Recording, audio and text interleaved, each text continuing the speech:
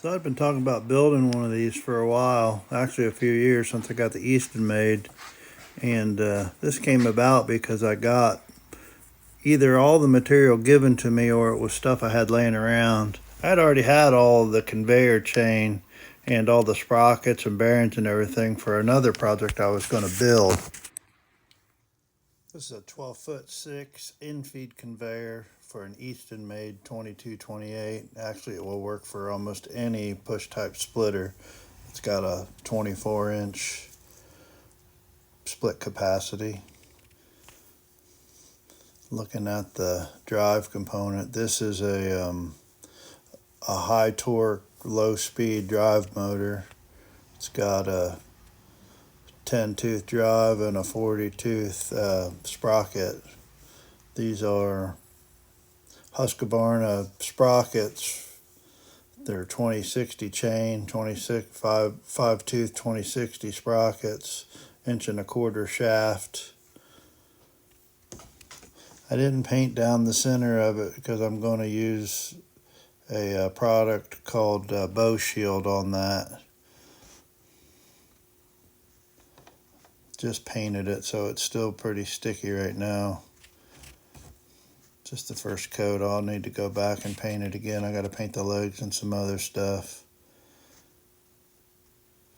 You see the tensioner right there, those push type bearings, 1.25 inch shaft, big 3/4 bolts to tension those chains. They do have a lot of tension on them. They're just heavy. There's that Husqvarna sprocket again, 2060 chain. Right here I'm showing the shaft collars. The sprockets are keyed, but they don't have a set screw on them, so you have to use shaft collars to hold them in place. There's a shaft collar on each side of them.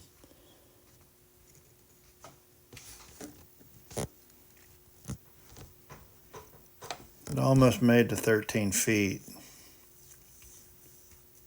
Should work pretty well.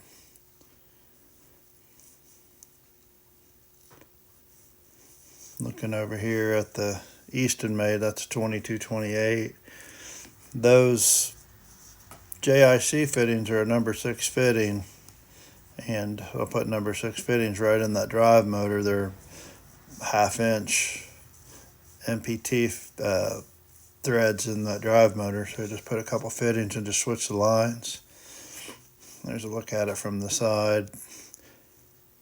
Uses an I-beam, a 3-inch I-beam and a 3-inch channel for the main structure. You can see here during the construction, I didn't film every bit of it because I wasn't sure if I was actually going to film any of making this. I decided to just go ahead and do it. Yeah, you can see the drive motor there with that plate on it. It gets a piece of Dom tubing on that onto a 3/4 bolt is what that mounts to. 42 sprocket. That way you can re-gear it if you want to mess with the gearing. That's why I did the sprockets and not a direct drive. There's the plates holding the bearings. This thing's all done in a 1/4 inch plate. Most all the plate you see is 1/4 inch.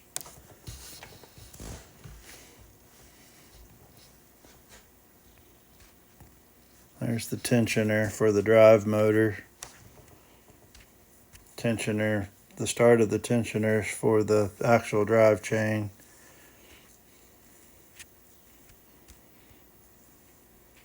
And there it is, mounted up. See it coming together with that 3-inch tubing on the back. I had to have something tie it together.